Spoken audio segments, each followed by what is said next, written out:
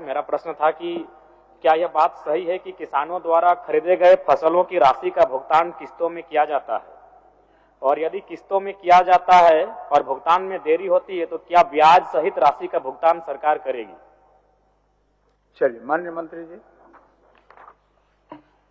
Sir एक बार फिर से सर बता दीजिए। हाँ मंत्री महोदय, मेरा प्रश्न ये है कि जो निर्धारित जयराम जी बट हम बता देते हैं, किसान को जो आप समर्थन मूल्य देते हैं, समर्थन मूल्य का जो पैसा है, अगर देर से अगर विलंब से अगर भुगतान होता है, क्या उसमें इंटरेस्ट आप देंगे?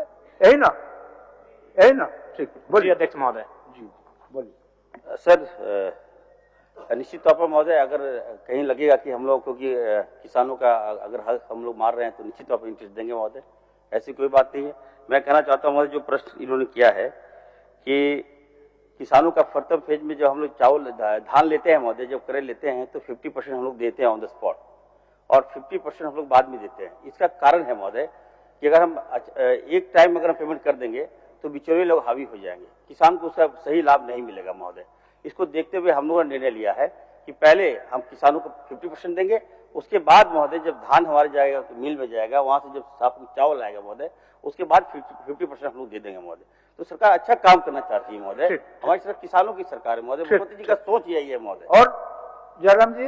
मंत्री महोदय, जब माननीयों का वेतन एक मुश्त एक किस्त में आता है तो किसानों को अगर आप किस्तों में देंगे तो किसानों का परिवार, उनकी आर्थिक स्थिति, उनके जो फसल का मूल्य उसी पे निर्भर करता है। अतः हमें लगता है कि विभाग को दुरुस्त करने की आवश्यकता है। अगर खामियां आए तो उन्हें दुरुस्त करें, क्योंकि एक किस्त में अगर उनको मूल्य दिया जाएगा तो बेहतर होगा। और प्लस जो आपका पैक्स और लैम्स का मामला है, हम यहाँ बैठकर चूंकि आपकी फाइलों को ऐसी कमरों में जवाब को उत्तर दिया जाता है, लेकिन धरातल पर अगर आप देखेंगे तो बिल्कुल ठीक इसके विपरीत है जो आप जवाब दे रहे हैं महोदय। पूरक पर आइए, पूरक। देखिए मेरा पूरक यही अध्यक्ष महोदय कि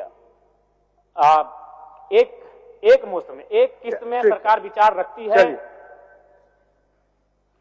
सर मैंने कहा ना सर कि हम किसान की जो हित है सर उसको देखते हैं। विधायक जी जो कहना चाह रहे हैं कि एक मुश्त में महोदय, अगर एक मुश्त में देंगे तो महोदय इसमें करप्शन बढ़ेगा महोदय, सभी किसानों को लाभ नहीं मिलेगा।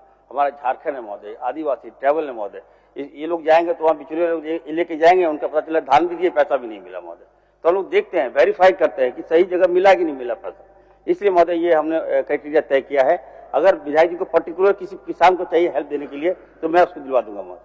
ठीक है, बस मंत्री महोदय स्वीकार कर रहे हैं कि इससे करप्शन। एक मिनट, आपका माननीय मुख्यमंत्री जी इच्छा व्यक्त किए हैं संतुष्ट करने के लिए। माननीय जयराम मातो जी का जो सवाल है, सवाल बहुत स्पष्ट है, थोड़ा शायद मंत्री जी इसको क्लियर नहीं कर पा रहे हैं। अध्यक्ष महोदय, जो धान क्रय करने का जो प्रक्रिया है राज्य सरकार के अंतर्गत, वो जो उठाव करती है और उसके बदले जो सरकार के माध्यम से किसानों को पैसे दिए जाते हैं, वो इस आधार पर अध्यक्ष महोदय की एक रोटेशन सिस्टम है, राज्य के अंदर राइस मिलों का एक कैपेसिटी है, उस हिसाब से उठाव भी होता है और मिलिंग भी होती है, फिर वो बाजार में आता है या गरीबों में बढ़ता है। उसके बाद ये एक कंटिन्यूअस प्रोसेस है। जगह नहीं होने की वजह से उठाव भी कभी देरी से होती है और राइस नहीं बनने की वजह से मिल में ये प्रोसेस कंप्लीट नहीं होने से उनको पैसे भी नहीं मिलते हैं। तो ये कंटिन्यूअस प्रोसेस है और ये चलता रहता है। हाँ, ये बात है कभी कभी किसी वर्ष किसी में अधिक समय लग जाता है, किसी जिले में किसी में समय पर मिल जाता है, तो ये फेज वाइज ही चलता है अध्यक्ष महोदय। हाँ, ये बात जरूरी है, ये फेज वाइज को खत्म करने की दिशा में राइस मिल की संख्याएं बढ़ाई जा रही है और जितना अधिक राइस मिल यहाँ लगेगा अध्यक्ष महोदय, उतना तेजी से उठाव भी होगा और समय पर लोगों को पैसे भी मिल जाएंगे।